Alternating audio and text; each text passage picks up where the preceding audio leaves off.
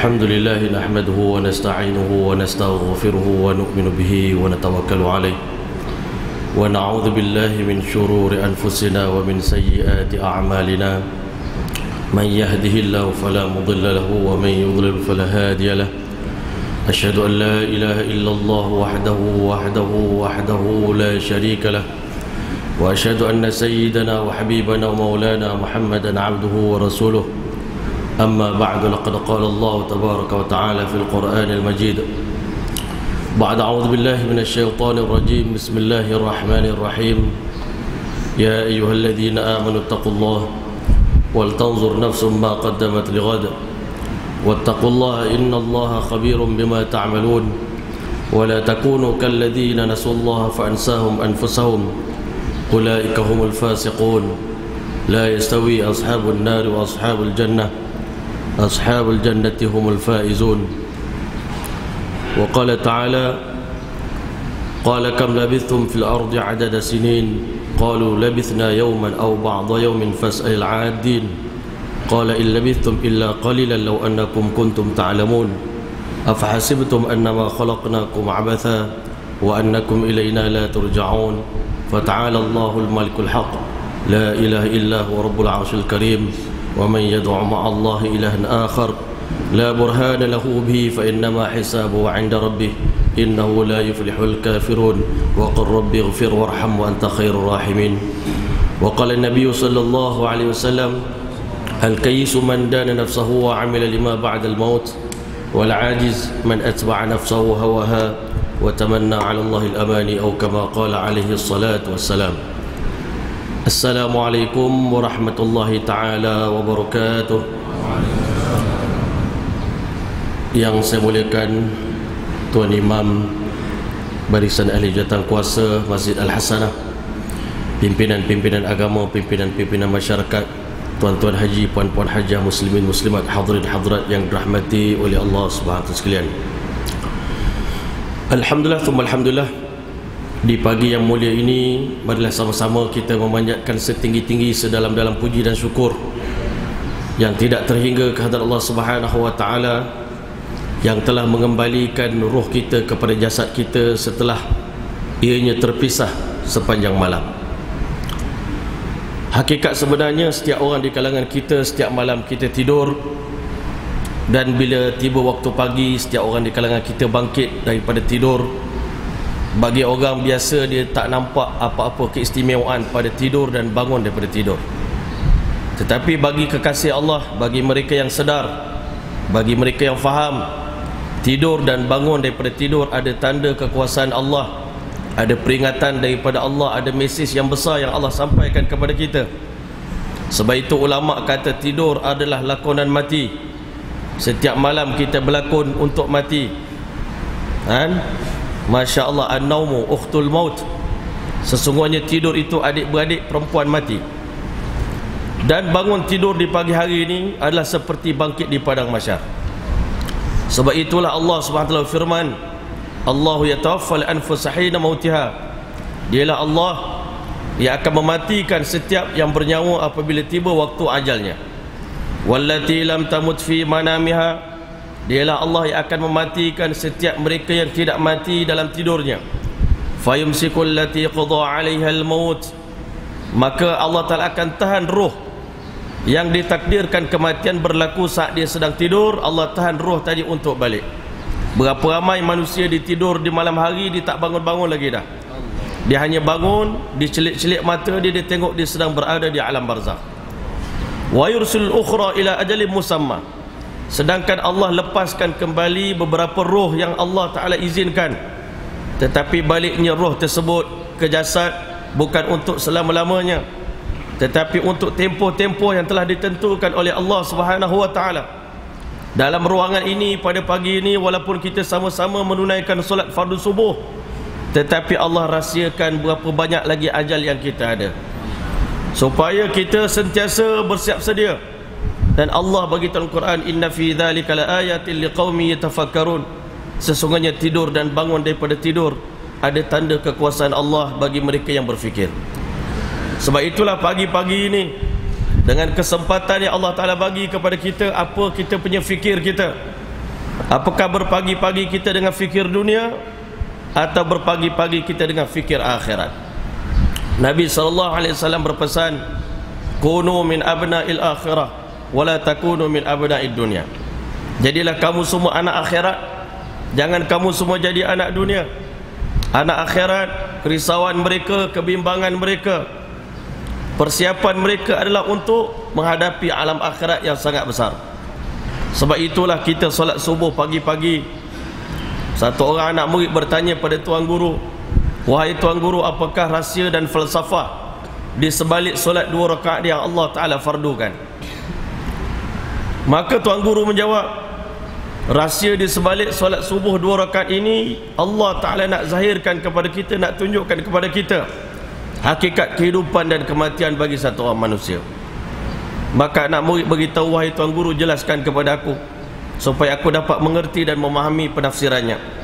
Tuan guru beritahu, bukankah dalam solat subuh 2 rakaat kita berdiri 2 kali depan Allah, dan di celah-celah antara 2 rakaat itu kita sujud 2 kali, dan di antara 2 sujud itu kita duduk antara 2 sujud 1 kali. Maka penafsirannya begini, katanya, sebelum kita datang ke alam arwah, sebelum kita datang ke alam dunia, setiap orang di kalangan kita pernah berdiri di hadapan Allah di alam roh sana. Di saat itu kita belum punya apa-apa, belum punya nama, belum punya pangkat dan darjat, tidak punya harta dan benda, tidak punya teman, tidak punya sesiapa pun, tidak ada insan yang kita kenali, tidak ada zat yang kita kenali, melainkan di saat itu hanyalah Allah Subhanahu wa Ta'ala. Di alam roh, Allah Ta'ala telah sapu bahu belah kanan belakang Nabi Adam AS. Allah sebut dalam Al-Quran, wa idh akhadha rabbuka min bani Adam min zuhurihim dzurriyyatahum, ketika mana Allah Ta'ala mengeluarkan seluruh zuriat keturunan Nabi Adam AS sampai hari kiamat. Maka di saat itu Allah bentangkan nyawa kita, roh kita semua di padang Arafah. Maka di saat itulah Allah Subhanahu wa Ta'ala bertanya kepada kita semua, alastu bi rabbikum, bukankah aku Rabb kamu, bukankah aku Tuhan kamu? Di saat itu seluruh makhluk yang bernama manusia mengaku depan Allah Ta'ala, sama ada yang beriman yang tidak beriman, hatta orang munafik sekalipun pada hari itu mengakui Allah sebagai Tuhan dia. Qalu bala syahidna, bahkan kami bersaksi sesungguhnya engkaulah satu-satunya Tuhan kami. Dan Allah Ta'ala secara amnya telah memberikan kepada manusia ini kefahaman bahawasanya aku akan hantar kamu semua seketika ke alam dunia untuk menjalani ujian daripada Allah Subhanahu wa Ta'ala. Aku berjanji untuk berikan 3 perkara kepada kamu. Yang pertama, aku hantarkan Rasul kepada kamu, aku akan hantar kitab-kitab kepada kamu, aku berikan akal fikiran kepada kamu supaya kamu berjaya. Di saat itulah seluruh manusia menjawab, inna salati wa nusuki wa mahyaya wa mamati lillahi rabbil alamin. Kami berjanji, wahai Allah, bila kami datang ke alam dunia nanti, kami berjanji seluruh solat kami, seluruh pengorbanan kami, harta benda kami, masa kami, tenaga kami, potensi diri kami, seluruh hidup dan mati kami lillahi rabbil alamin, semuanya kami nak korbankan untuk Allah, Tuhan semesta alam. Ulama kata selepas perhimpunan istimak yang besar di alam roh, maka tibalah kita sujud yang pertama. Sujud yang pertama menggambarkan bahawa selepas pertemuan itu Allah Ta'ala hilangkan kita. Allah Ta'ala hilangkan kita, iaitu menanti detik giliran datang ke alam dunia. Bermulalah giliran datangnya manusia, bersilih ganti daripada zaman Nabi Adam AS sampailah ke zaman Nabi akhir zaman, Nabi Muhammad sallallahu alaihi wasallam. Tadi imam membaca suratul Dahri. Dalam surah itu Allah berfirman, hal ata 'alal insani hinun minad dahri lam yakun syai'an mazkura. Bukankah pernah datang satu detik dalam kehidupan seluruh manusia ini, satu masa dahulu kalian bukanlah siapa-siapa yang nama kamu disebut oleh makhluk-makhluk ini. Tak ada siapa yang kenal kita, tak ada siapa yang sebut nama kita. 50 tahun yang lalu, 60-70 tahun yang lalu, 100 tahun yang lalu, tak ada siapa pun kenal kita. Maka hari ini Allah lahirkan kita ke dunia. Tempoh beradanya kita di dunia inilah ulama kata sesingkat duduk antara 2 sujud. Itulah tempoh beradanya kita di dunia.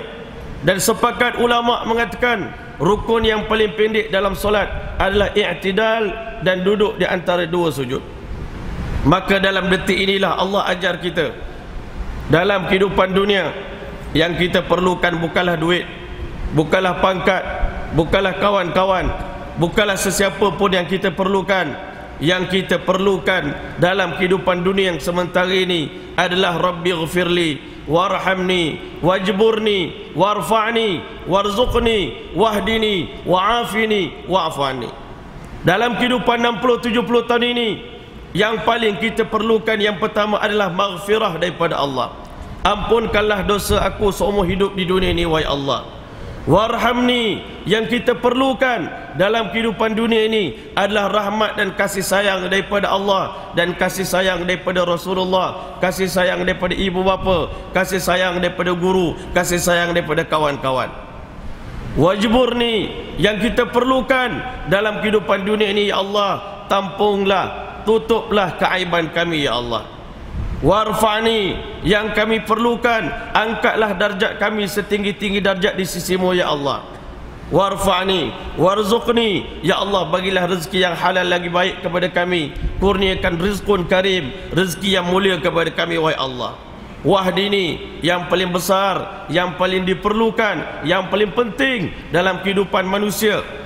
Sebab itu ulama bagi tahu di antara nama yang Allah, yang ulama berikan kepada suratul Fatihah adalah ta'limul mas'alah.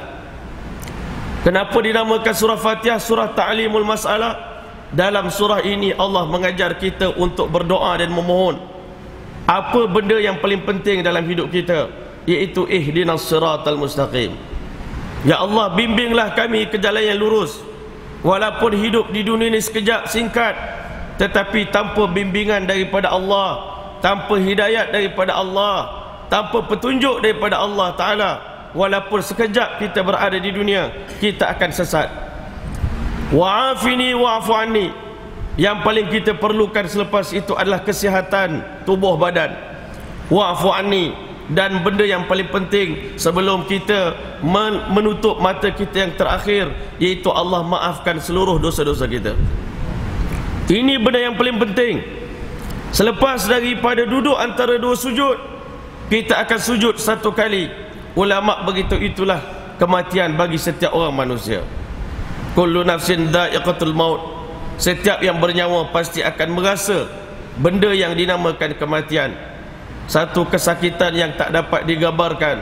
Nabi SAW beritahu, sakitnya sakratul maut seumpama alfa darbatin bisaifin, 1000 tetakan dengan 1000 bilah pedang, tuan-tuan. Itulah sakitnya sakratul maut. Selepas daripada kematian, barulah Allah Ta'ala akan ajar kita, kamu akan berdiri satu hari nanti, yauma yaqumun nasu lirabbil alamin, hari di mana seluruh manusia akan berdiri di hadapan Allah Ta'ala untuk menghadapi perhitungan dan perhisaban. Sebab itulah kita syukur pada Allah, Allah izinkan kita salat subuh berjemaah. Sebab apa, nanti kita akan dibangkitkan di padang mahsyar pun berjemaah. Bagi orang yang berjemaah di dunia, dia akan dibangkitkan di padang mahsyar dengan berjemaah. Bagi mereka yang bersendirian, akan dibangkitkan di padang mahsyar bersendirian. Tuan-tuan yang dirahmati oleh Allah, pagi tadi masa bangun daripada tidur, ramai di kalangan kita yang termenung seketika mana bangun daripada tidur. Itulah lakonan kita bangkit di padang mahsyar nanti, ketika mana sangkakala yang ketiga ditiupkan oleh Israfil alaihissalam, kembalinya roh kepada tubuh badan manusia. Di saat itu dalam surah Yasin, Allah menceritakan gambaran di padang mahsyar. Ada di antara kita bangkit di padang mahsyar, dia menyumpah, qalu ya wailana, celaka sungguh, man ba'athana min marqadina, siapa yang telah membangkitkan kami daripada tidur yang panjang ini. Maka di kala itu kata Nabi SAW, Nabi SAW menggambarkan kepada kita kedahsyatan padang mahsyar yang akan kita semua tujui, yang akan kita semua pergi, yang akan kita semua berada di sana. Ta'rujul malaikatu warruh fi yaumin kana miqdaru 50 alf sanah. Kehidupan di padang mahsyar, tempoh berada setiap insan di padang mahsyar adalah selama 50,000 tahun. Tuan-tuan yang dirahmati oleh Allah SWT sekalian, sebelum manusia bangkit di padang mahsyar, Allah Ta'ala telah set up padang mahsyar ini menjadi satu padang yang sangat menakutkan. Hari ini Masya Allah, kita bila cerita akhirat tak terasa apa-apa. Tetapi Nabi SAW bagi tahu kepada kita semua, wallahi demi Allah, inni a'lamu ma la ta'lamun, aku mengerti apa yang kalian tidak mengerti. Wa ara ma la taraun, aku nampak gambaran yang kamu tak pernah tengok. Wa asma'u ma la tasma'un, aku dengar suara yang kamu tak pernah dengar. Di hujung hadis ini Nabi SAW beritahu, wallahi demi Allah, lau ta'lamu nama a'lamu, andai kata kalian mengerti apa yang aku mengerti, maka kata Nabi SAW, la dhahiktum qalilan, kamu akan sedikit ketawa di dunia ini, jarang tengok muka tersenyum. Wala bakaitum kathiran, kamu akan banyak sekali menangis, teresak-esak bersendirian. Wala wama taladzaztum bin nisa'i al furush, kamu tak akan berseronok dengan isteri kamu lagi di atas hamparan. Wala kharajtum ila sa'udat, kamu akan lari ke dalam gua-gua, ke dalam hutan belantara. Taj'aruna ila Allah, kamu akan memohon rayuan dan perlindungan kepada Allah daripada kedahsyatan azab di alam akhirat. Wallahi demi Allah, kata Nabi, ketika mana aku mengetahui apa yang aku ketahui, lawaditu anni kuntu syajaratan ta'dad, Muhammad sendiri mengatakan, alangkah baiknya kalau Muhammad menjadi sebatang pokok yang ditebang oleh manusia. Nabi Muhammad begitu risau, walaupun dia Rasulullah yang mana Allah Ta'ala akan muliakan dia di padang mahsyar nanti, tetapi ketakutan kepada alam akhirat begitu besar di hati dan jiwa dan perasaan Nabi kita sallallahu alaihi wasallam. Satu hari seorang sahabat melihat beberapa helai uban telah tumbuh di kepala Nabi sallallahu alaihi wasallam. Ya Rasulullah, laqad shibta ya Rasulullah. Ya Rasulullah, kami tengok kepala tuan telah beruban. Maka kata Nabi sallallahu alaihi wasallam, syayyabatni Hud wa akhawatuha. Surah Hud dan adik-beradik dia telah menumbuhkan uban di kepala aku. Kerana ulama kata dalam surah-surah ini, dalam surah Al-Mursalat, dalam surah An-Nazi'at, dalam surah An-Naba, dalam surah At-Takwir, dalam surah Asy-Syams, tuan-tuan, semua surah-surah ini menceritakan kedahsyatan azab di alam akhirat.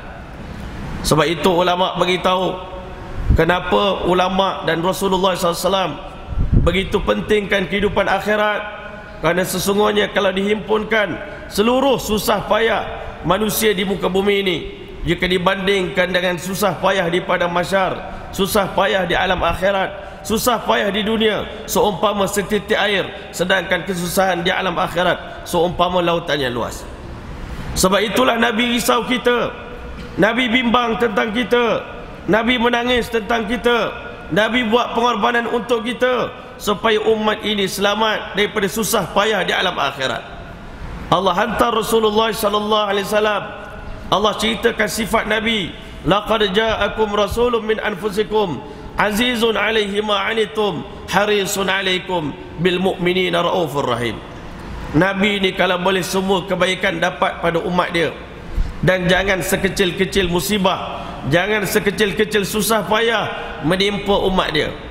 Tetapi Nabi faham Allah Ta'ala berjanji, wa izzati wa jalali, demi kemuliaanku, demi keagunganku, la ajma'u fi 'abdi amnaini wa khaufain, aku tak pernah menghimpunkan dalam diri satu orang hamba aku dua kali gembira dan dua kali takut. In amantahu fid dunya, siapa yang aku tenangkan dia di dunia, aku amankan dia di dunia, akhwaftuhu fil akhirah, aku akan takutkan, aku akan gerunkan hati dia di alam akhirat nanti. Siapa yang hidup di dunia ini selalu dengan ketakutan, selalu dengan kebimbangan, ini berlaku kepada para sahabat. Orang tanya, tabi'in tanya pada para sahabat, kenapa kamu tak tidur malam? Kamu tak mengantuk ke? Sahabat Nabi kata, sebagai manusia biasa kami mengantuk, tetapi saat kami meletakkan kepala kami di atas bantal, bayangan neraka terbayang di depan mata kami, lalu hilanglah mengantuk di mata kami. Kami ambil wuduk, sembahyang tahajud sepanjang malam. Abdullah bin Rawaha menangis dengan teresak-esak satu malam, menyebabkan tangisan dia telah menyebabkan isteri dia bangun. Isteri dia pun ambil wuduk, berdoa dan menangis di samping Abdullah bin Rawaha. Selesai dia berdoa, suami tanya, Abdullah tanya kepada isteri dia, kenapa adinda menangis? Adinda menangis kerana tak tahan tengok kekanda menangis. Habis itu kekanda kenapa pula menangis? Kekanda menangis, kekanda teringat satu detik di mana ketika mana Allah Ta'ala perintahkan, kekanda, wahai Abdullah, sekaranglah masanya engkau melintas di atas siratal mustaqim. Allah berjanji dalam Al-Quran, wa in minkum illa wariduha, setiap orang di kalangan kamu mereka wajib dan pasti akan melintas di atas siratal mustaqim. Kana ala rabbika hatman maqdiya, perkara itu merupakan ketetapan yang telah ditentukan oleh Allah Subhanahu wa taala. Abang tak tahu pada saat itu apakah kaki abang selamat sampai ke tebing sana, ataupun abang jatuh ke dalam lembah neraka yang dalamnya, kata baginda sallallahu alaihi wasallam, satu hari Nabi sedang duduk dengan para sahabat dalam sebuah majlis. Tiba-tiba kedengaran satu dentuman, satu suara dentuman benda yang jatuh, yang menggegarkan kota Madinah waktu itu. Maka waktu itulah Nabi SAW bertanya, wahai sahabat-sahabatku, tahukah kamu bunyi apakah itu?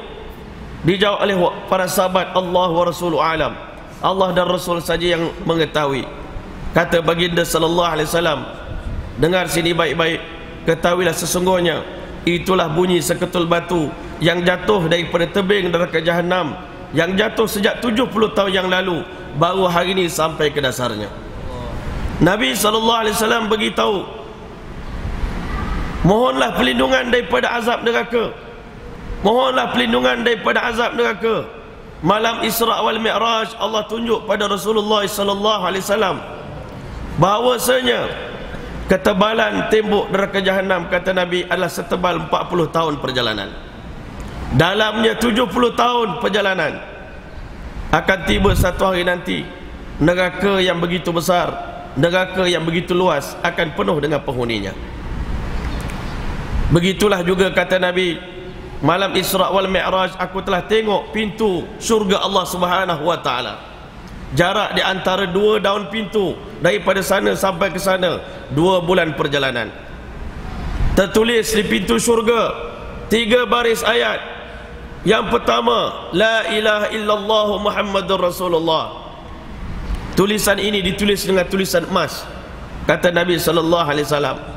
Tulisan yang kedua, rintihan ataupun luahan daripada hati ahli syurga.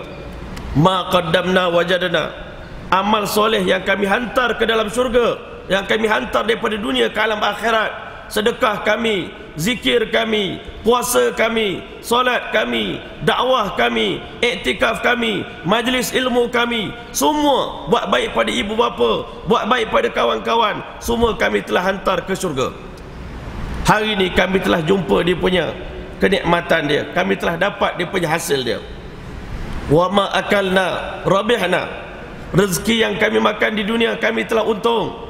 Tetapi wa ma tarakna khasirna, harta yang kami tinggalkan di dunia semuanya kami telah mencapai kerugian pada hari ini. Sebab itu ulama bagi tahu, nanti di dalam syurga manusia tak sepatutnya menyesal. Yang sepatutnya menyesal adalah ahli neraka. Allah ceritakan penyesalan ahli neraka dalam surah Al-Mulk, ketika mana kullama ulqiya fiha faujun, setiap kali dilemparkan dalam neraka satu jemaah, sa'alahum khazanatuha, penjaga neraka akan bertanya kepada mereka, alam ya'tikum nazir, tak ada orang habaq ke hampa ni? Tak ada orang cerita ke dekat korang tentang dahsyatnya azab neraka ni? Ketika mana manusia sampai di depan pintu neraka Sakar, penjaga neraka Sakar tanya, ma salakakum fi Sakar, apa dosa yang kau lakukan sehingga dilempar dalam neraka Sakar ini? Nabi kata neraka Sakar adalah sebuah neraka yang kalau Allah bukakan sebesar lubang jarum saja pintu neraka Sakar, air laut satu dunia akan kering dalam sekelip mata. Tuan-tuan, malaikat pelik, dalam keadaan Allah ceritakan dahsyatnya neraka pun masih ramai lagi manusia yang tak nak lari daripada api neraka. Dia nak terjun ke dalam api neraka. Nabi sampai pelik. Nabi tanya, mali arakum taqtahimuna finnar, mengapa aku tengok kamu semua pakat berlari masuk dalam neraka, pakat terjun dalam api neraka. Wa ana akhidhum bihujazikum, aku selaku kekasih yang sayang, yang tahu tentang dahsyatnya azab neraka, aku tangkap tangan kamu. Nabi kata umat ni seperti satu orang yang mana pada musim sejuk menyalakan api, nak memanaskan badan dia. Tetapi tuan-tuan yang mulia, serangga-serangga ni keluar daripada sarang. Kita lah semua tuan-tuan serangga itu, yang jahil, yang bodoh, yang tak mengerti apa-apa. Tuan-tuan, serangga keluar bila tengok api bernyala, serangga keluar daripada sarang masing-masing, pakat terbang masuk dalam api. Kita tengok depan mata kita. Zaman kita kecil-kecil dulu di kampung, mak kita nyalakan pelita, masuk kalkatu ke, masuk serangga-serangga terbang tuan-tuan, masuk dalam pelita tu, dia tahu masuk dalam api, dia terbakar, hangus, rentung, dia mati. Tetapi dia sangka masa dia terjun tu, dalam api itu ada kebahagiaan, dalam dosa dan maksiat itu ada keseronokan, dalam kufur ada kebahagiaan. Tuan-tuan yang dirahmati oleh Allah, akhirnya tuan-tuan masuk neraka. Barulah ahli neraka mengaku, fa'tarafu bidzambihim, mereka mengakui kesilapan mereka. Fasuhqan li ashabis sa'ir, maka celakalah bagi penghuni-penghuni neraka jahanam. Mereka beritahu, lau kunna nasma'u, kalaulah dekat dunia dulu kami suka mendengar, suka dengan nasihat, suka dengan dakwah, suka dengan peringatan yang diberikan, au naqilu, cuba-cuba faham apa yang dia orang ni nak buat. Jemaah yang bergerak ini daripada masjid ke masjid ini, apa mesej yang mereka cuba sampaikan, cuba faham. Kalau benda tak besar, tak keluar kita daripada rumah kita. Tuan-tuan yang mulia, kalau api sedang marak menyala, takkan kita nak duduk dalam rumah kita lagi. Kalau rumah kita terbakar, rumah jiran kita terbakar, hari ini satu dunia sedang terbakar. Ulama kata kalau kita tengok anjing yang hina, yang najis itu pun terbakar dalam api, datang perasaan belas kasihan kita, sayu hati kita. Aku kalau dapat, aku terjun dalam api, selamatkan anjing itu. Tetapi hari ini tuan-tuan yang mulia, 7 bilion manusia, kalau tak mereka mengucapkan kalimah la ilaha illallah, mati tanpa iman, mati tanpa kalimah la ilaha illallah, mereka kekal dalam neraka buat selama-lamanya. Tidakkah ada secebis perasaan kasih di hati kita sebagai orang Islam? Tengok mereka semua orang bukan Islam, mereka semua adik sedarah sedaging dengan kita. Mereka semua daripada keturunan Nabi Adam dan Hawa. Mereka semua umat Rasulullah. Nabi seumur hidup berusaha nak selamatkan umat ini daripada api neraka. Sepanjang malam Nabi tak tidur. Karena Rasulullah SAW daimal fikri, Nabi sentiasa berfikir macam mana nak selamatkan umat ini. Mutawassil al-ahzan, berterusan dalam keadaan gundah gulana. Di malam hari Nabi tak berehat, di siang hari Nabi tak berehat. Nabi tahu kalau Muhammad tidur, ribuan manusia terjun ke dalam api neraka. Iblis akan bergembira, tetapi Rasulullah SAW yang sayang dan kasih pada umat, Nabi tak boleh tengok umat dia dibakar dalam api neraka. Sebab itulah tuan-tuan yang mulia, Nabi SAW telah berkorban banyak di dunia ini. Di malam hari Nabi menangis. Satu malam Nabi bersujud dalam solat, menangis dengan teresak-esak, sehingga akhirnya Allah melihat keadaan Nabi SAW. Banyak kali Allah tegur Rasulullah, la'allaka bakhi'un nafsaka alla yakunu mu'minin, jangan sampai engkau hilang nyawa, jangan sampai engkau meninggal dunia wahai Muhammad, kerana bersedih umat kamu tidak beriman kepada aku. Nabi menangis di tengah malam. Allah hantar malaikat Jibril alaihissalam, wahai Jibril, sekarang turun ke bumi, tanya kekasihku mayubkika ya Muhammad, apa yang menyebabkan engkau menangis wahai Muhammad? Nabi SAW beritahu, bakaitu hazinan ala ummati, aku menangis kerana aku bimbang tentang umat aku. Aku takut mereka terjerumus ke dalam api neraka. Aku takut mereka gagal di alam akhirat. Aku risau mereka akan diazab oleh Allah Ta'ala dengan azab yang pedih. Tuan-tuan yang mulia, Jibril naik ke langit, Allah hantar sekali lagi Nabi Muhammad SAW turun ke bumi. Wahai Muhammad, dengar sini baik-baik. Sesungguhnya Allah berjanji, inna sanurdika fi ummatika, kami akan redakan kamu, gembirakan kamu dalam urusan umatmu, hat wala nasuk, dan kami tidak akan kecewakan kamu. Tuan-tuan yang mulia, itulah kehidupan Nabi kita sallallahu alaihi wasallam. Hidupnya siang malam berfikir macam mana nak selamatkan umat dia, macam mana Allah ampunkan dosa umat dia, macam mana Allah Ta'ala selamatkan umatnya daripada api neraka, kalau boleh seluruh umatnya masuk ke syurga Allah Ta'ala. Barisan yang ketiga ayat yang tertulis di pintu syurga, Allah SWT beritahu, ummatun mudhnibatun, umat-umat Muhammad semuanya pendosa, wa rabbun ghafur, tetapi Tuhan Maha Pengampun. Tetapi tuan-tuan mulia, bukan ahli neraka saja menyesal, ahli syurga pun akan menyesal. Masuk syurga, ingatkan dah masuk syurga dah habis tuan-tuan, rupanya menyesal kita semua. Nabi SAW beritahu, la yatahassar ahlul jannah, ahli syurga tak akan menyesal bila masuk syurga nanti, illa ala sa'at, melainkan di atas detik dan waktu yang mereka habiskan di dunia ini, marrat ala ghair zikrillah, yang berlalu tanpa diisi dengan zikrullah. Semua masa yang berlalu 60 tahun yang kita habiskan dengan maksiat, yang kita habiskan dengan benda sia-sia yang tak berfaedah. Apa makna benda berfaedah tak berfaedah tuan-tuan? Ulama beritahu, semua benda yang tak ada kena-mengena dengan agama, semua benda yang tak ada kena-mengena dengan Allah, semuanya sia-sia belaka. Semua-semuanya akan menyesal. Perbelanjaan, masa, diri, harta yang kita belanjakan selain daripada jalan Allah, semuanya kita akan menyesal. Ya Allah, ruginya kami pada hari ini. Sebab itu ulama beritahu, nanti di hari kiamat orang-orang soleh pun akan menyesal. Menyesal kenapa? Bukan menyesal kerana tak buat ibadat, kerana kami menyesal kerana dalam ibadat kami masih lalai kepada Allah Subhanahu wa taala. Dalam masa ibadat sikit, masa di luar, habis masa kita dalam kelalaian. Tetapi masa ibadat 10 minit sembahyang pun tak boleh khusyuk. Sebab itu tuan-tuan dan rahmati oleh Allah, hari ini jangan pernah berbangga dengan amal ibadat kita. Nabi sallallahu alaihi wasallam beritahu, nanti di padang mahsyar, tahukah kamu manil muflis? Siapakah orang muflis? Sahabat Nabi beritahu, al-muflis indana man laysa lahu dinarun wala dirhamun. Di sisi kami orang muflis ni orang tak ada duit dinar dan dirham, dalam poket dia kosong, tak ada duit. Itu orang miskin, orang bankrupt.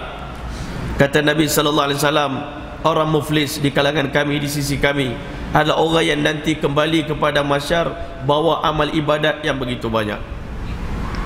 Tuan-tuan dan rahmati oleh Allah, sehingga kata Nabi, begitu banyak ibadat dia kalau diletakkan di atas gunung-gunung di dunia ini, tertutup gunung-gunung yang besar itu dengan ibadah yang dia buat. Tetapi tuan-tuan dan rahmati oleh Allah, di dunia dia banyak menyakiti orang, di dunia dia banyak mengambil harta orang, di dunia dia banyak menyusahkan orang Islam, dia menyusahkan binatang, menyusahkan isteri, menyusahkan anak, menyusahkan jiran. Satu hari nanti hartanya, pahalanya akan dibahagi-bahagikan oleh Allah Ta'ala sehingga pahalanya habis. Bila pahalanya habis tetapi dosa dengan manusia masih banyak, maka di waktu itu Allah telah perintahkan, ambil dosa-dosa orang ini, masukkan dalam akaun dia. Di saat itu bila pahala sudah tidak ada, maka insan tadi, manusia tadi akan dilemparkan oleh Allah ke dalam api neraka. Sebab itulah tuan-tuan dan rahmati oleh Allah, Allah suruh kita, ya ayyuhalladzina amanu taqullah, wahai orang beriman, takutlah kepada Allah. Takut pada Allah, Allah suruh takut pada api neraka. Wattaqun nar, takutlah kamu kepada api neraka. Nabi berpesan, ittaqun nar walau bisyiqqi tamrah, takutlah kamu kepada api neraka walau dengan bersedekah sebelah biji kurma. Diceritakan zaman Nabi sallallahu alaihi wasallam, satu orang wanita selalu berkhidmat pada Nabi sallallahu alaihi wasallam. Tetapi satu hari Allah Ta'ala perintahkan, wahai Muhammad, usir wanita ini daripada rumah kamu, dia tidak layak berkhidmat kepada kamu, kerana di sisi Allah dia adalah merupakan penghuni neraka Jahannam. Nabi SAW panggil perempuan tadi, wahai wanita, berat bagi aku untuk ceritakan benda ini kepada engkau. Khidmat kamu bagus, tetapi di sisi Allah, dalam takdir Allah di Lauhul Mahfuz, kamu termasuk ahli neraka. Jadi Allah telah perintahkan kamu berpisah dengan aku. Wanita tadi menangis, wahai Rasulullah, aku yang buat baik ni pun masuk neraka, bagaimana dengan orang yang durhaka pada Allah Subhanahu Wa Taala? Sebelum dia meninggalkan Rasulullah, Nabi bekalkan dia sebuah bersedikit bekalan daripada buah kurma. Dia pun makan. Makan punya makan, tuan-tuan, sampai kurma yang terakhir dia makan, dalam keadaan menangis. Apa guna lagi aku hidup? Apa guna lagi hidup aku? Di sisi Allah aku telah menjadi ahli neraka. Dalam keadaan dia menangis, satu orang miskin yang sedang lapar, wahai hamba Allah, beri sikit separuh biji kurma yang sisa itu kepada aku. Aku dah banyak hari tak makan. Aku dah banyak hari tak makan. Bagi sedikit daripada kurma itu kepada aku. Maka tuan-tuan, wanita tadi kata, ambillah. Kalau ada semua pun ambillah. Aku ahli neraka, tak ada guna lagi hidup. Ambillah buah ini, makanlah. Tuan-tuan yang mulia, selepas wanita tadi bagi separuh biji kurma tadi kepada orang miskin tadi, Allah telah turunkan wahyu kepada Rasulullah SAW. Sekarang panggil kembali wanita itu. Berkat separuh biji kurma yang disedekahkan, Allah telah ubah takdir dia menjadi ahli syurga. Sebab itu Nabi kata, ittaqun nar walau bisyiqqi tamrah. Takutlah kamu kepada api neraka, walau kamu nak tebus diri kamu dengan separuh biji kurma. Sebab apa nanti tuan-tuan, bila tiba di padang mahsyar, bila masing-masing manusia tengok api neraka, manusia tengok kemurkaan Allah pada hari itu, manusia berada dalam satu padang yang mana, kata Nabi, kepanasan matahari di padang mahsyar 99 kali ganda lebih panas daripada matahari di dunia. Pada hari itu kita tidak ada tuduhan, tidak ada bayangan. Semua orang berfikir, secepat mungkin saya nak lepas daripada penghisaban, secepat mungkin saya nak selamatkan diri saya. Terlalu panas, terlalu menderita, terlalu lapar. Pada hari itu Allah beritahu, wa nahsyurul mujrimina yawma idzin yauma nahsyurul muttaqina ila ar-rahman wafda wa nasuqul mujrimina ila jahannam wirda.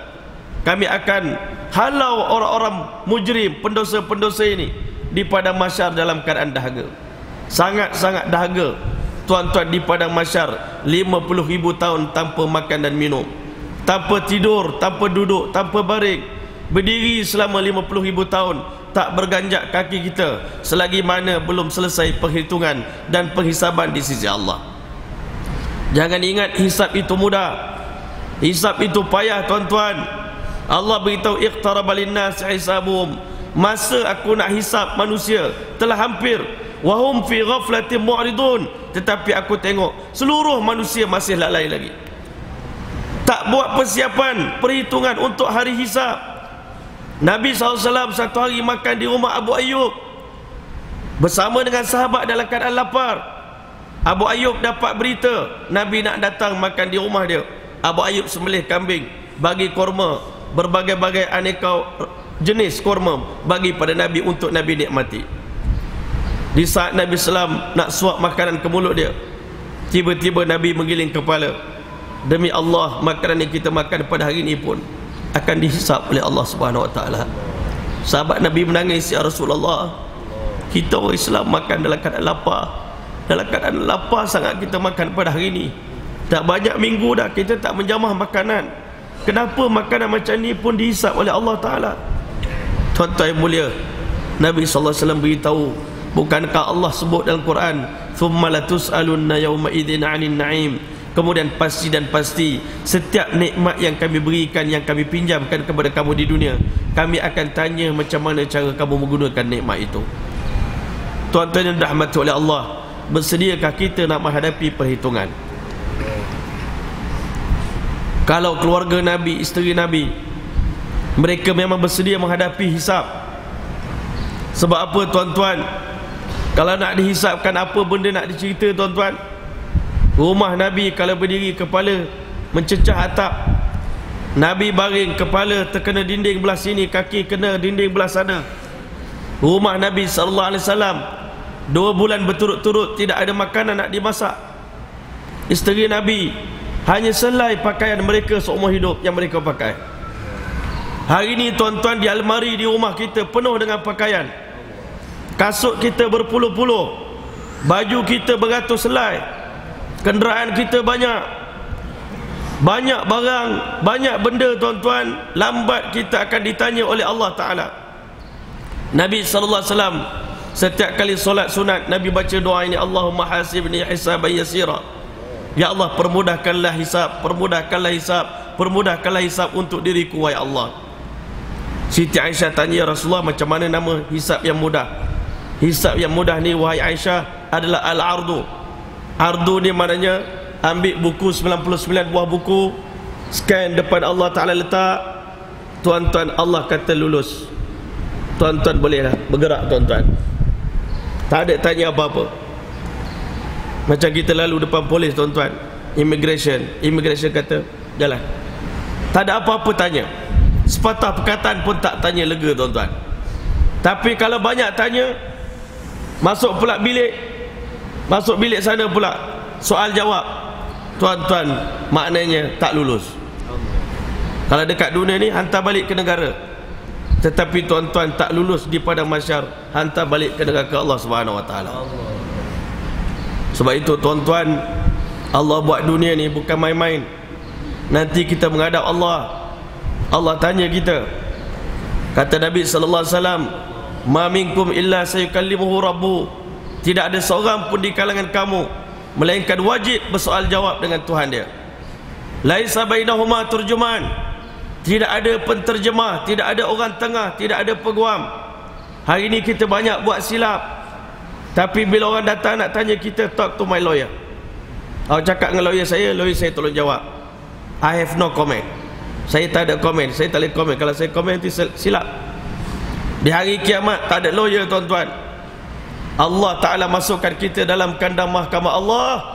Waktu itu kata Nabi sallallahu alaihi wasallam, melayang 99 buah buku catatan amal, yatatayyaru suhuf, berterbangan di hadapan kita, dan terus yalqahu mansyura, dalam keadaan terbuka.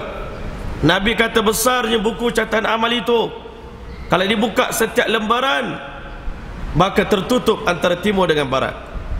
Tuan-tuan yang rahmati Allah, masuk kita dalam kandang mahkamah Allah. Allah telah beritahu, wajaat kullu nafsin, setiap orang yang bernyawa akan datang berjumpa dengan Allah. Ma'aha sa'iqun wa syahid, seorang pemandu malaikat akan tunjuk jalan jumpa dengan Allah. Wa syahid, seorang saksi. Tetapi tuan-tuan mulia, Allah jadikan Rasulullah SAW sebagai saksi yang terbesar. Nabi satu hari minta satu orang sahabat baca Quran untuk dia. Sahabat tadi kata, ya Rasulullah, patutkah saya baca Quran pada Tuhan sedangkan Quran diturunkan kepada Tuhan? Kata Nabi, kadang-kala aku pun suka nak dengar Quran daripada mulut selain daripada aku. Sahabat tadi pun baca Suratul Nisa sampai kepada satu ayat, fa kaifa idza ji'na min kulli ummatin bi syahid. Wahai Muhammad, apa berlaku kepada kamu nanti di padang mahsyar, ketika mana setiap umat akan ada saksinya. Setiap umat akan ada saksi. Di padang mahsyar nanti semua umat akan beritahu, wahai Allah, bila tengok azab yang besar, semuanya kata, ya Allah, Nabi kami tak pernah sampaikan apa-apa pun berita tentang hari akhirat kepada kami. Semua umat kata begitu. Jangan lempar kami, kami tak bersalah, Nabi kami yang salah. Nabi kami tak cerita pun tentang azab neraka ini. Waktu itu semua orang menafikan. Allah tanya Nabi, betul ke? Betul ke kamu cakap begini? Kamu tak berdakwah, kamu tak sampaikan risalah Allah Ta'ala kepada umat kamu. Semua Nabi-Nabi pun kena tanya oleh Allah Ta'ala. Bahkan Allah telah cerita kepada kita bagaimana nanti Nabi Isa AS pun ditanya oleh Allah Ta'ala.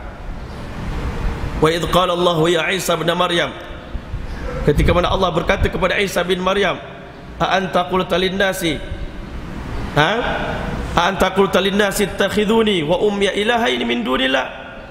Apakah kamu betul cakap kepada pengikut kamu orang Kristian, jadikan ibu aku dan diri aku sebagai dua Tuhan selain daripada Allah? Allah tanya, betul ke wahai Isa? Qala subhanak, maha suci engkau ya Allah, ma yakunu li an atakallama bihadza, aku tak patut pun bercakap begitu ya Allah. Seandainya aku cakap, engkau pasti akan mengetahui. Nabi Isa AS pun dihisap, ditanya oleh Allah, dan setiap orang ada saksi. Mana saksi kamu? Allah jadikan Rasulullah SAW sebagai saksi yang terbesar. Dengan saksi Nabi, manusia masuk syurga. Dengan saksi Nabi juga, manusia masuk neraka. Nabi kata cukup baca ayat ni, sampai di sini saja. Nabi kata aku tak sanggup lagi nak dengar ayat lebih daripada itu. Betapa besarnya tanggungjawab yang kau beri pada aku, wahai Allah. Aku jadi saksi kepada dakwah seluruh Nabi-Nabi. Allah dah cerita dalam Quran, dakwah Nabi Nuh AS, dakwah Nabi Hud AS, dakwah Nabi Saleh AS, dakwah Nabi Musa AS, dakwah Nabi Isa AS. Aku sebagai saksinya. Dengan saksi Muhammad, orang yang kufur Allah lemparkan ke dalam api neraka. Nabi kata, ya Allah, besarnya tanggungjawab Allah bagi. Tetapi tuan-tuan mulia, kita pun umat akhir zaman akan jadi saksi kepada dakwah Nabi-Nabi di padang mahsyar. Allah Ta'ala akan jadikan kita sebagai saksi, kan? Wajahidu fillahi haqqa jihadi wajtabakum wama ja'ala alaikum fid dini min haraj millata abikum Ibrahim wa sammakumul muslimina min qablu fi hadha liyakuna ar-rasulu syahidan alaikum. Supaya semua rasul-rasul jadi saksi bahawasanya umat akhir zaman juga pernah berdakwah. Umat akhir zaman pernah menyampaikan agama ini. Jemaah-jemaah telah dihantar selepas Nabi wafat. Tak ada alasan orang tidak beriman pada Allah di hari kiamat nanti, sebab jemaah telah bergerak. Kamu tengok kehidupan mereka, kamu dengar percakapan mereka. Semua Nabi-Nabi jadi saksi ke atas dakwah umat akhir zaman.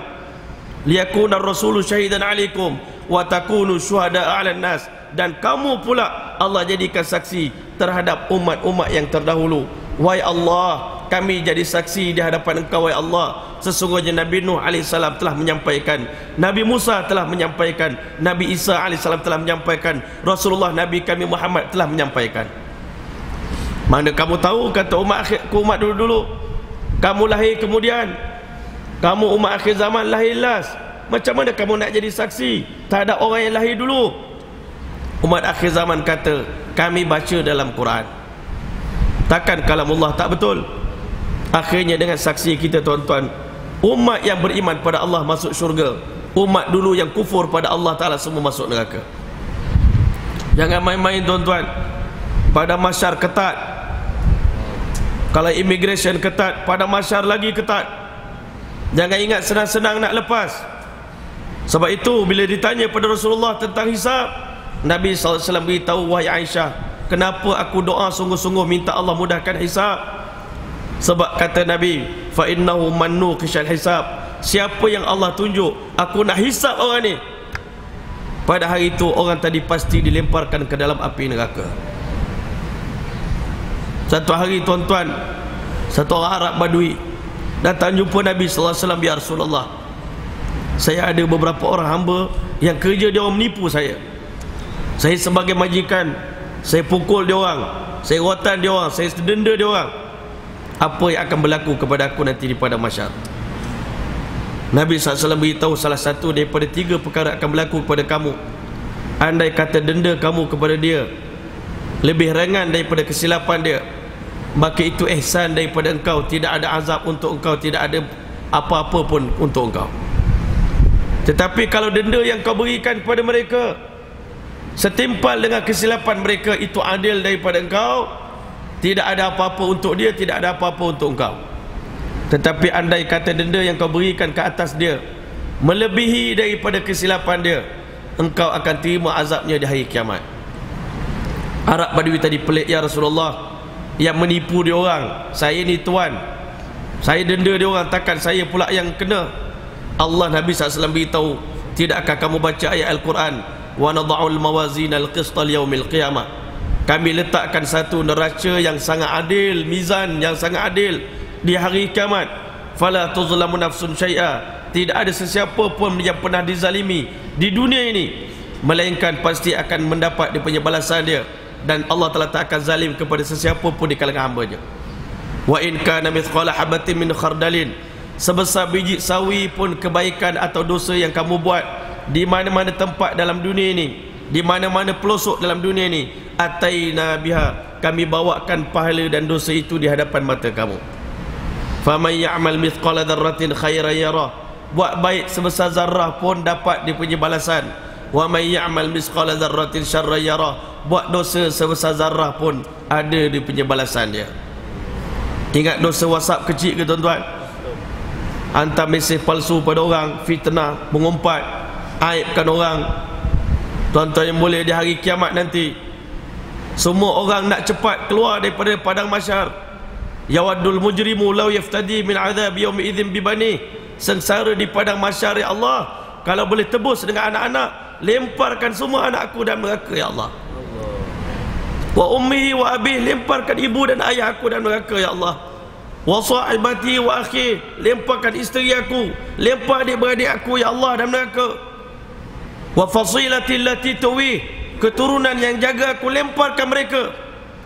Wa man fil ardi jami'an, kalau boleh dilemparkan seluruh manusia yang ada di sekeliling aku di padang mahsyar pada hari ini, di atas muka bumi ini, lemparkanlah Allah semua orang ini dalam neraka. Summa yunji, tetapi tolong selamatkan saya seorang sudahlah.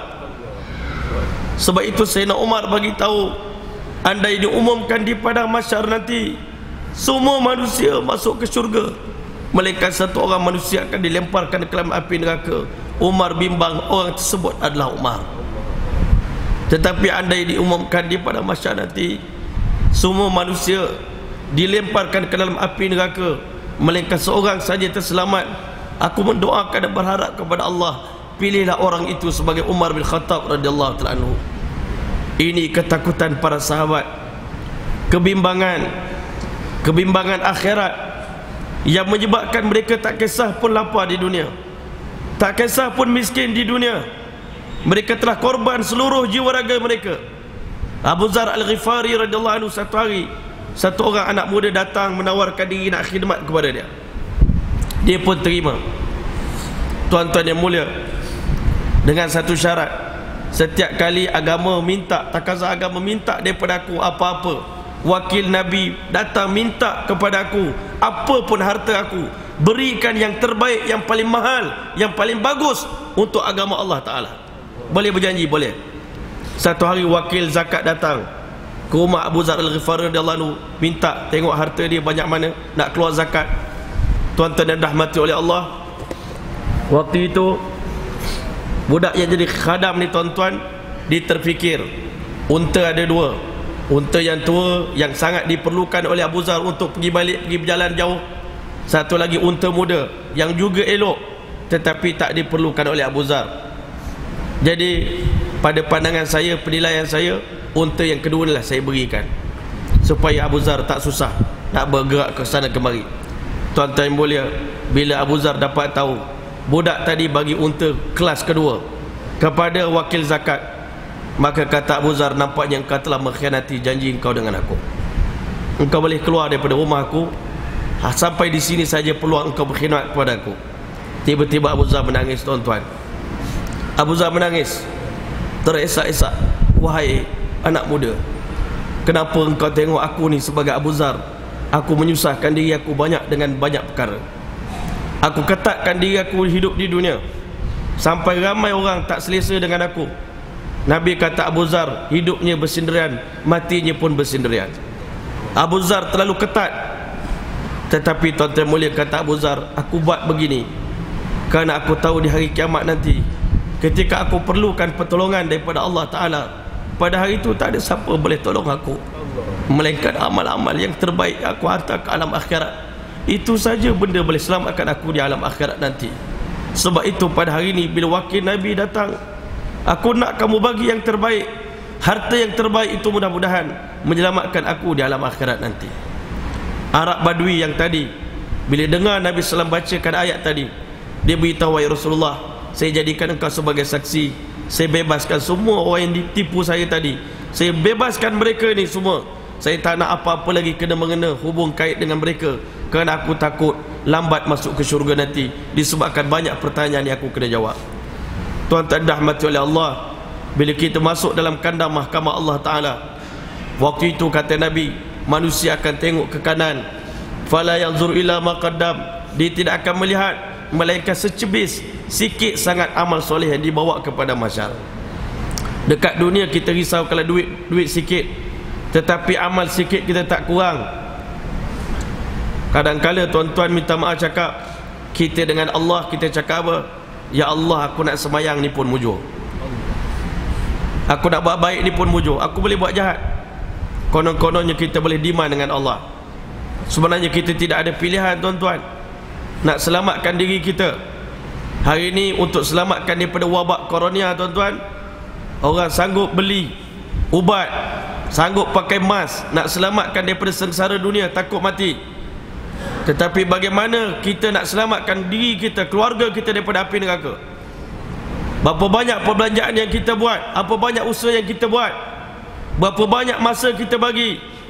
Sahabat Nabi SAW nak selamatkan diri mereka di alam akhirat, mereka sanggup korbankan nyawa mereka untuk agama Allah Ta'ala.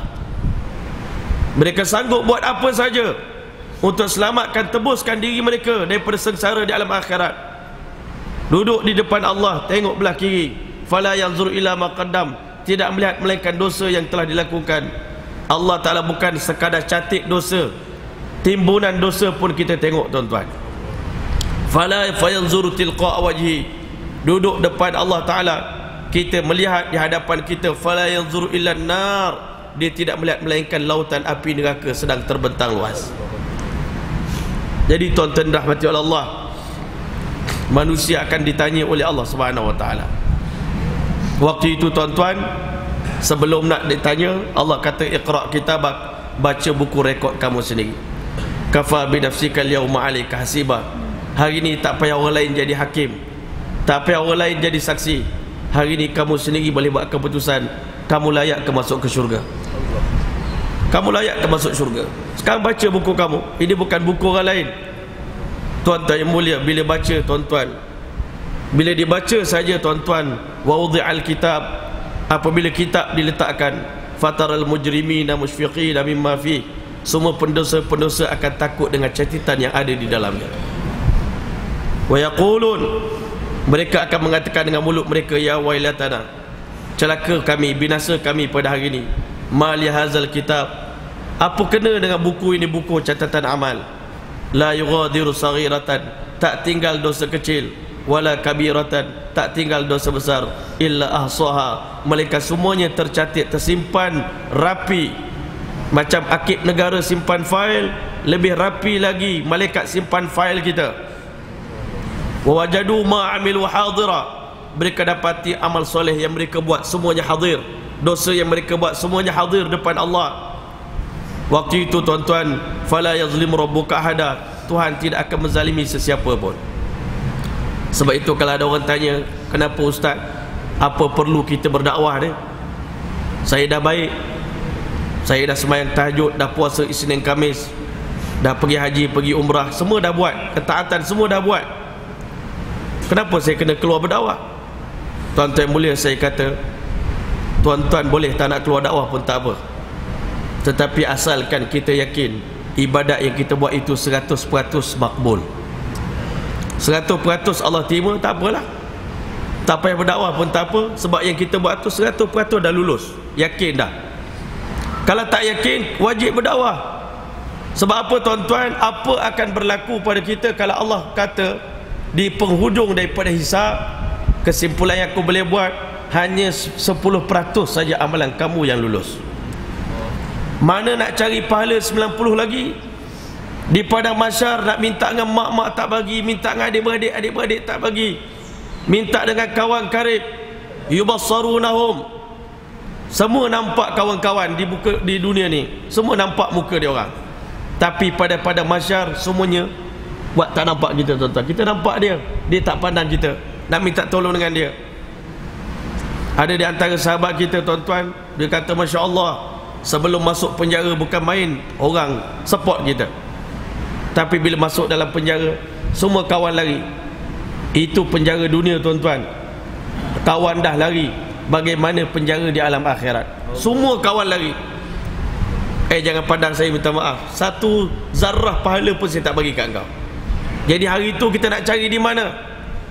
Orang yang berdakwah tuan-tuan dia untung. Allah kata 90% reject. Tapi tiba-tiba malaikat bawa, wahai Allah, ada sikit lagi tambahan pahala dia. Berkat dia berdakwah, satu orang yang kufur, yang kafir, tiba-tiba memeluk agama Islam, dan seluruh amal yang dia buat seumur hidup dia masuk dalam akaun dia. Wahai Allah, ada lagi tambahan. Dia pernah dakwah satu orang yang jauh daripada Allah, pendosa besar. Orang tu bertaubat dan dia kembali kepada Allah. Pahala semayang, puasa, zakat, haji dia masuk dalam akaun orang ni. Wahai Allah, dia pernah ajak satu anak muda belajar tahfiz sampai budak tadi jadi ulama, disponsor belajar. Wahai Allah, ambil pahala budak ni masuk dalam akaun dia. Akhirnya daripada 90% punya defisit tuan-tuan, naik sampai akhirnya jadi 100% tuan-tuan. Jangan main-main dengan dakwah ni tuan-tuan. Jangan anggap kecil. Hari ni kita tak faham kenapa Sayyidina Abu Bakar radhiyallahu anhu, ulama kata sampai hari ni buku catatan Sayyidina Abu Bakar masih terbuka. Sebab Sayyidina Abu Bakar orang yang pertama berdakwah di kalangan umat Nabi Muhammad sallallahu alaihi wasallam. Sebab itulah tuan-tuan, dakwah ni menguntungkan kita, bukan merugikan kita. Bukalah mulut, ajak orang kepada kebaikan. Hari ni Masya Allah, orang Masjid Hasanah beruntung. Kita jemput 300 orang datang ke sini. Pahala 300 orang beribadat selama 3 hari Allah masukkan dalam akaun AJK Masjid Al-Hasanah. Dalam akaun dia punya nazir dia. Tuan-tuan yang mulia, senang je dakwah ni tuan-tuan. Bukan payah pun kita menganjurkan kebaikan. Kalau tak boleh jadi orang buat baik, kurang-kurang jadi kunci pun sudahlah. Jadi kunci. Tuba, kata Nabi, bertuahlah liman ja'alahu Allah Ta'ala miftahan lil khair. Bagi orang yang Allah jadikan dia kunci untuk buka pintu kebaikan di dunia ni. Orang nak buat baik, buka pintu seluas-luasnya. Dan tetapi kata Nabi, untunglah, sialah, malanglah orang yang Allah jadikan dia kunci untuk tutup pintu keburukan, tutup pintu kebaikan. Kita sepatutnya jadi pembuka pintu kebaikan, penutup pintu keburukan. Kita jadi kunci sudahlah. Tak jadi yang lain pun tak apa, jadi kunci, buka. Orang nak buat baik kita buka, orang nak buat baik kita buka. Asalkan kebaikan kita buka, bermanfaat untuk umat. Berapa ramai anak-anak muda yang sedang nak berhijrah, nak berubah, nak cari tempat untuk berubah, nak cari mereka-mereka yang boleh terima mereka. Mudah-mudahan nak selamatkan diri daripada sengsara di alam akhirat. Di hari kiamat nanti tak ada siapa boleh tolong kita.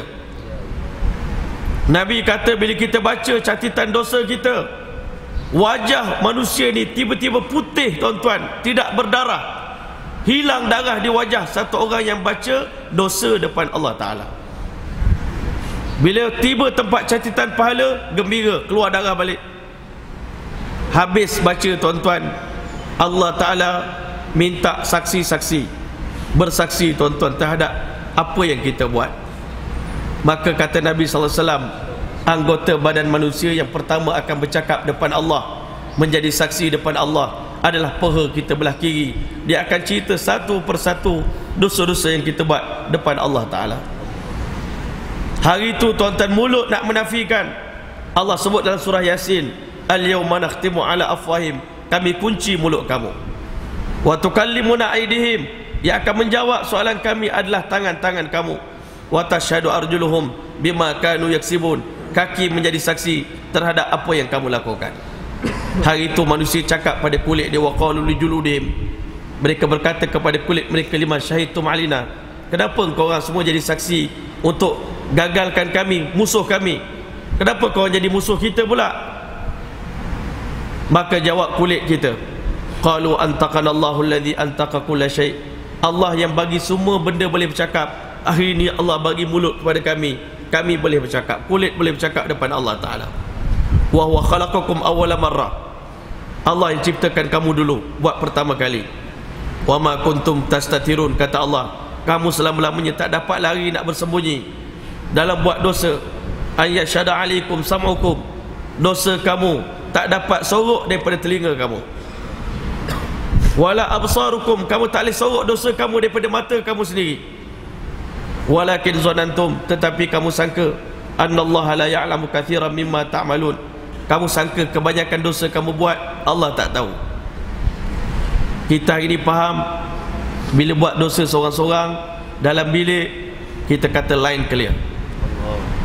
Tuan-tuan, di hari kiamat nanti, dosa-dosa yang kita buat bukan sekadar Allah yang tengok, tetapi yang paling kita malu, bila Allah Ta'ala zahirkan dosa kita, Nabi Muhammad pun tengok dosa yang kita buat, tuan-tuan. Rasulullah tengok dosa kita buat. Hari ini kita malu kalau ustaz kampung tengok kita buat dosa, tok imam tahu kita buat dosa, isteri kita tahu kita buat dosa, ayah kita tahu kita buat dosa. Malu dengan anak, kita buat dosa belakang-belakang anak isteri. Tetapi nanti di hari kiamat, seluruh orang di padang mahsyar akan tengok dosa yang kita buat. Tuan-tuan yang mulia, sebab itulah hari ini sebelum kita kembali kepada Allah, buatlah persiapan. Tapi kalau kita dah terlambat, ada orang kata, ustaz saya dah terlambat nak buat. Tidak ada istilah terlambat. Mana kita sempat buat, kita buat. Mudah-mudahan Allah Ta'ala pelihara kita, Allah selamatkan kita. Sebab itu tuan-tuan rahmati oleh Allah, jangan pernah ingat kita selamat. Nabi beritahu, andai kata di antara kamu bawa amalan 70 orang Nabi-Nabi pun di padang mahsyar, pada hari itu kamu sangka kamu belum selamat daripada azab api neraka Allah Ta'ala. Jangan duk ingat amal kita dah kuat, amal kita dah cukup. Tak cukup tuan-tuan, jangan cakap cukup. Umat Nabi Musa ibadat 500 tahun pun tak cukup. Allah kata, masuklah kamu ke dalam syurga aku dengan rahmatku. Tidak, wahai Allah, 500 tahun saya ibadat. Tuan-tuan, Allah kata masuklah dengan rahmatku. Tidak, wahai Allah, 500 tahun saya tidak buat maksiat, saya korban, orang lain main-main, orang lain sibuk-sibuk, saya tekun ibadat kepada engkau, saya nak masuk syurga dengan rahmat, dengan amalan saya. Allah kata, wahai malaikat, timbang nikmat mata sebelah sebiji mata dengan ibadat 500 tahun. Ulama kata ibadat 500 tahun menjadi habis bila ditimbang dengan sebiji mata. Allah. Sekarang ni kita ibadat berapa tahun? Nak kita banggakan, nak kata kita selamat, nak rasa kita yakin sangat dengan diri kita, tuan-tuan. Overconfident kita ni. Sebab itu jangan pernah confident. Sahabat Nabi tak confident, orang beriman semua tak confident. Yang munafik je confident, tuan-tuan. Yang munafik semua confident. Akhirat tak apalah, kau pergilah dulu, kau pergilah dulu, kau buatlah, kami kemudian insya-Allah. Tuan-tuan, kita bimbang hari ini berapa ramai sahabat-sahabat kita sekeliling kita, usia muda Allah Ta'ala telah ambil. Tuan-tuan, jangan tangguh-tangguh untuk buat persiapan kembali ke alam akhirat. Sebab itulah hari ini salah satu daripada jalan untuk mudah kita ni beribadat, jalan untuk mudah sikit buat persiapan alam akhirat. Dah banyak masa habis dengan keluarga, banyak masa habis dengan kerja, lapangkanlah waktu di jalan Allah Subhanahu Wa Taala. Sebab apa tuan-tuan kena keluar jalan Allah? Nabi kata debu yang melekat di tubuh badan orang yang keluar di jalan Allah Ta'ala, Allah haramkan api neraka, bahkan asapnya sekalipun. Jadi kerana itu insya-Allah hari ini alhamdulillah syukur kepada Allah, 3 hari kita berada jalan Allah, kita tambah lagi 40 hari 4 bulan, 1 hari nanti seluruh hidup kita habiskan untuk agama Allah. Tujuan kita bukan nak tunjuk pandai pun, tujuan kita buat dakwah ni sungguh-sungguh. Pergi keluar sana kemari tuan-tuan, pergi Amerika, Islamkan orang di sana, pergi ke Brazil, Islamkan orang di sana. Bukan nak tunjuk handal pun tuan-tuan. Tujuan kita satu je, nak minta Allah selamatkan kita di padang mahsyar, itu saja. Nak Allah redha kepada kita nanti di hari kiamat, itu saja. Bukan nak tunjuk pandai pun pada orang, bukan nak tunjuk hebat pun. Kita tak ada apa-apa pun. Sebab tak ada apa-apa ni lah kita buat dakwah ni tuan-tuan. Tak ada modal lah. Jadi tuan-tuan, kita lapangkan masa kita di jalan Allah. Nabi kata sepagi sepetang jalan Allah lebih baik daripada dunia sisi-sisi. RM1 kita belanja di jalan Allah, Allah bukan kira RM1, Allah anggap kita telah berbelanja RM700,000, tuan-tuan. Sebab itulah hari ini orang cerdik, tuan-tuan, kalau boleh sehabis seumur hidup kita ni habis di jalan Allah, mudah-mudahan kita kembali kepada Allah dalam keadaan Allah terima kita. Ya ayyatuhan nafsul mutmainnah, irji'i ila rabbiki radiyatan mardiyah fadkhuli fi ibadi wadkhuli jannati. Wahai jiwa yang tenang, baliklah bertemu dengan Tuhan kamu dalam keadaan Allah redha kepada kamu dan kamu redha kepada Allah Ta'ala. Sekarang masuklah ke dalam badan hamba-Ku, wadkhuli jannati, masuklah ke dalam syurga-Ku, kata Allah Subhanahu Wa Ta'ala. Untuk itu semua sedia, insya-Allah kita azam, insya-Allah tuan-tuan, azam kita sebelum kita mati tak nak tambah dosa lagi dah. Tak nak tambah lagi dah tuan-tuan. Yang ada ni pun dah cukup dah tuan-tuan. Kan kalau kita dah ada 50 saman dengan polis tuan-tuan, nak tambah lagi ke samannya tuan-tuan? Nak tambah lagi tak? Dah 50 dah, 50 pun tak lepas nak bayar. Tuan-tuan, dosa dah banyak, nak minta ampun dengan Allah pun tak sempat dah, tak tahulah sempat ke tidak. Tetapi tuan-tuan dah macam Allah azam kita tahun 2020 ni, kalau boleh bukan kita nak tambah dosa, kita nak buat pahala banyak-banyak, sehingga mudah-mudahan sebelum kita mati, pahala yang kita buat ini, innal hasanati yudhibnas sayyiat, Allah padamkan jejak-jejak dosa kita. Di tempat kita buat maksiat itulah kita berdakwah di sana. Mudah-mudahan yang terakhir itu yang memadamkan yang terawal tuan-tuan. Untuk itu semua sedia, insya-Allah taala. Mudah-mudahan Allah telah terima kita semua. Allah berkati hidup kita semua, insya-Allah. Untuk itu boleh tashkil sedikit, insya-Allah. Tertib dalam kita bayan ni ada tulis nama tuan-tuan, sunnah Nabi, tulis nama. Sebab itu kita hari ini ramai orang bertawassul dengan nama ahli Badar tuan-tuan. Nama itu diketahui sebab dicantik selepas mereka ini bersedia untuk keluar jalan Allah Subhanahu Wa Taala. Kita azam, insya-Allah, kan, arwah Abang Boceh, kan, dia meninggal dunia dalam keadaan dia telah berazam nak keluar 3 hari, masya-Allah, ada azam. Jadi tuan-tuan, insya-Allah taala, mudah-mudahan Allah terima kita semua, insya-Allah. Barakallahu fikum.